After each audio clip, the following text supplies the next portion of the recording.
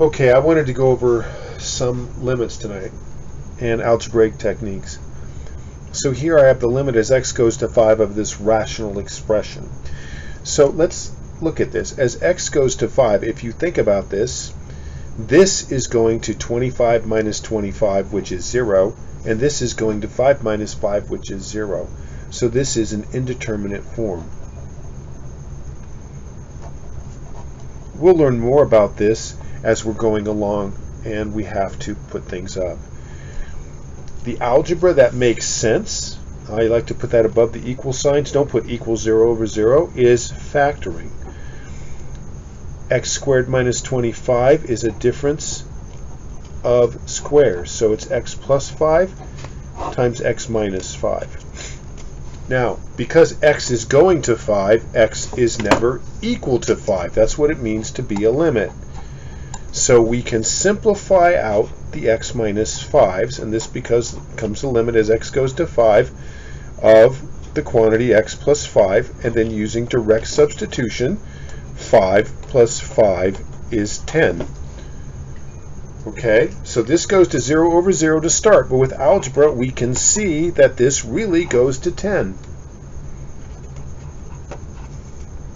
Okay, let's take a look at this one. The limit as x goes to 64 of the square root of x minus 8 over x minus 64. So as x goes to 64, if you look, now this is not a rational expression, this is an algebraic expression, algebraic fraction. If you think about it, the square root of 64 is 8, 8 minus 8 is 0, 64 minus 64 is 0, so again this is approaching the indeterminate form 0 over 0. Now I'm going to do this problem two different ways because a lot of teachers will do it this way, and so will a lot of students because this is the way they know. They're going to rationalize the numerator. What's that mean, Mr. Isaac? We're going to get rid of the square roots. But I think there's a more clever way to do this, that if you're confident with yourself, you can do it. So I'm going to multiply by 1 in a fancy way. Root x plus 8 times root x plus 8 over root x plus 8, excuse me. So the limit as x goes to 64. Root x times root x is x. 8 times 8, 64. Over x minus 64 times the quantity. Now make sure you use parentheses here. Now notice, because x is going to 64, it is never 64. So this is never 0 over 0. And this approaches this really crazy algebraic fraction. Now I use direct substitution, the square root of 64 plus 8. Okay, 64 square root is 8. Don't forget that's in the denominator. So 1 over 8 plus 8 is 16. Now I've seen a lot of students sometimes write, hey, Mr. Isaac, it's 16. They forget about the fraction. Now I told you there was another way to do this.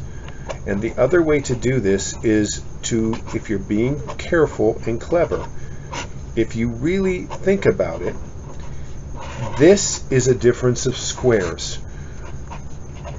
So that's still the indeterminate form 0 over 0. So I'm going to factor the denominator. And the denominator factors into the square root of x minus 8 times the square root of x plus 8. And then don't forget to write your numerator down like Mr. Isaac. As x is never 64, root x minus 8 over root x minus 8 simplify to 1.